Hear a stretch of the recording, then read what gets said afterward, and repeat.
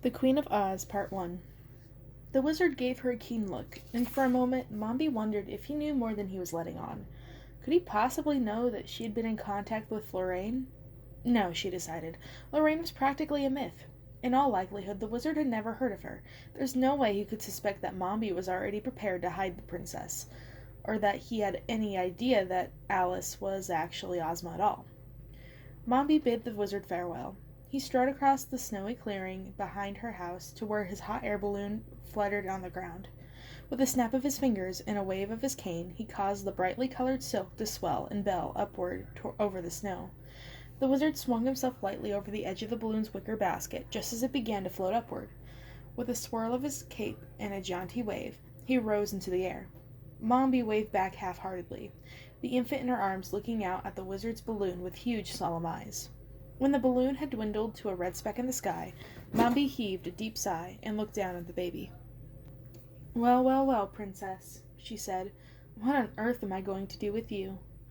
Ozma gazed up at her with that unblinking, slightly uncanny gaze. Then she yawned, burying her face in a blanket that was wrapped around her body, and fell fast asleep. Mombi turned away from the clearing and trudged back into her cottage. Convincing the wizard she knew nothing about the child had been considerably easier than she imagined. Now the real work was about to begin, keeping her hidden. Luckily, Mombi had a plan. She hadn't been practicing transformations for nothing. Transformations were dangerous, tricky, powerful magic. Any misstep would be disastrous, not just for the subject, but for the witch casting the spell. But Mombi knew that there was one thing the wizard hasn't been lying about, the fact that tiny Ozma had powerful enemies, including the wizard himself. But it was Glinda whose interest in the princess worried Mombi most, based on what Lorraine had said. The wizard was strong, but they were evenly matched. If she had to, she could protect Ozma from him herself. Glinda, however, was another story. And as isolated as Mombi was, she still heard rumors of the goings-on in Oz, and lately it seemed as though every day Glinda's power only grew. Which was why Mombi planned to turn Ozma into something else. Not forever, of course. Not even for all that long. Just long enough for Glinda and whoever else might be looking for her to think that she disappeared for good. Just long enough for them to leave her alone. Ozma would still know who she was when Mombi was done with the spell, and it would wear off eventually after a few years. Or so Mombi hoped, anyway, because the truth was she's transformed plenty of things into plenty of other things, but none of them had been remotely human. Not that Ozma was human. She was more than human. She was supposed to be the most powerful being in all of Oz. And there was another small hiccup. Of all the things that she had changed, she hadn't quite managed to change any of them back. The rabbit was still powder pink.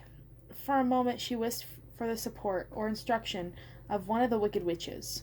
Old Gert, for example, the one-time good witch of the South. Mombi had had a few dealings with her when she was first learning magic. Gert was an ancient creature, centuries old, with seemingly unexhaustible resources of power. Next to her, Mombi felt like an inexperienced child. But the old witch was kind, too.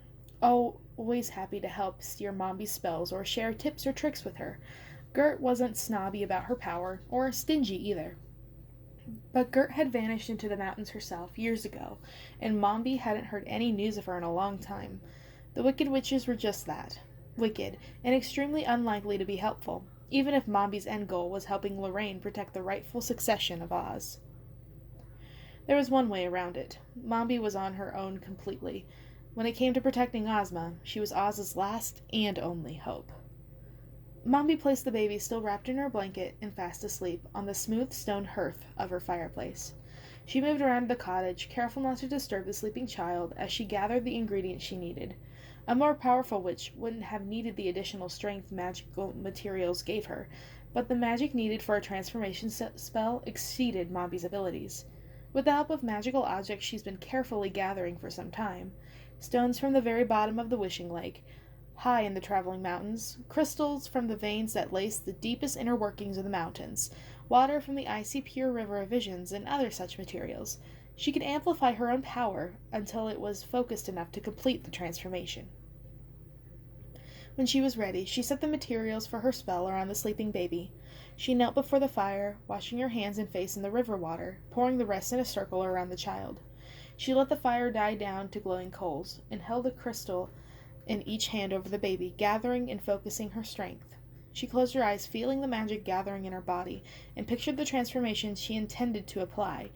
Pictured the infant's tiny features reshaping themselves into something different. The child's body thickening, her limbs lengthening.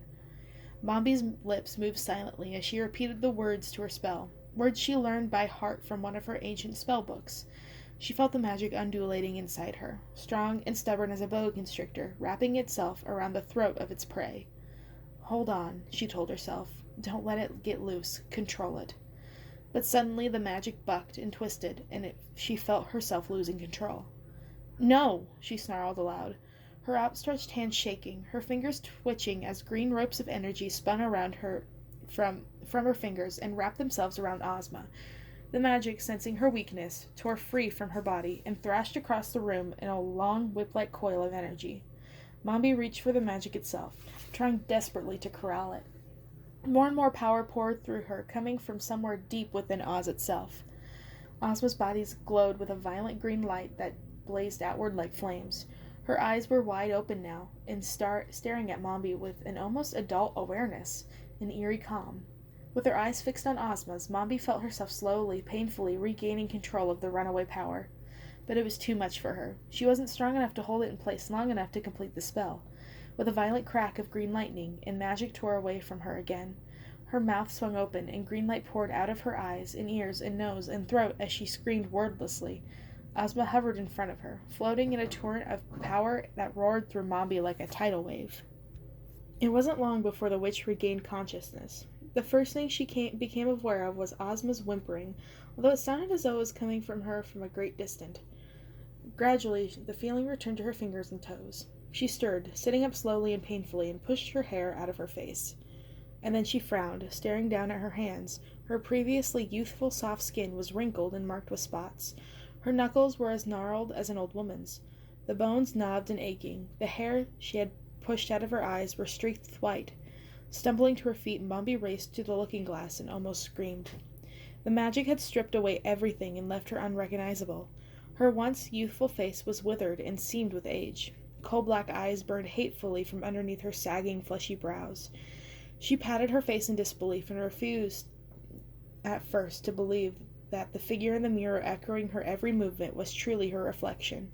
She sank to her knees, only then noticing that her dress was as age-worn and ruined as the rest of her.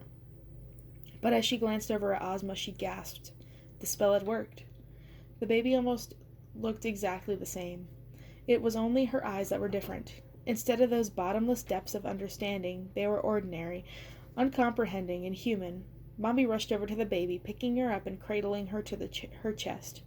The baby's tiny mouth opened in a wail. The blanket she was wrapped in fell away, and Mombi realized something else. She had transformed the fairy princess into a baby boy. She stared at Mombi with uncomprehending eyes. His face fell with fear. Mombi looked back again, searching for the same sign of the deep ancient intelligence the Princess Ozma had had. There was nothing there. No matter how hard Mombi looked, it was like staring at a blank wall, not even the faintest glimmer of understanding. She had only meant to change the princess's appearance, to disguise her so thoroughly that Glinda would never recognize her, and that much she had done. Glinda was looking for a fairy princess, not an ordinary baby boy. But she'd gone too far. Somehow, Mombi had transformed Ozma's mind along with her body. Somewhere the fairy peered out from behind the child's face, but Mombi had no idea if she would ever be able to reach Ozma again. She had transformed Ozma to protect her. What if instead she'd lost the fairy forever? Lorraine would never forgive her. And Glinda wouldn't even have to find Ozma to win. If Ozma was gone, Oz was without hope. I'm sorry, Mombi whispered to the baby boy, wrapping him up tightly again and cradling him to her chest. I'm so sorry. I promise I'll keep you safe. But in her heart, hope was dying down like a banked fire. Not just for the child, but for herself. Because if she didn't keep her end of the bargain, Lorraine's magic would never be hers.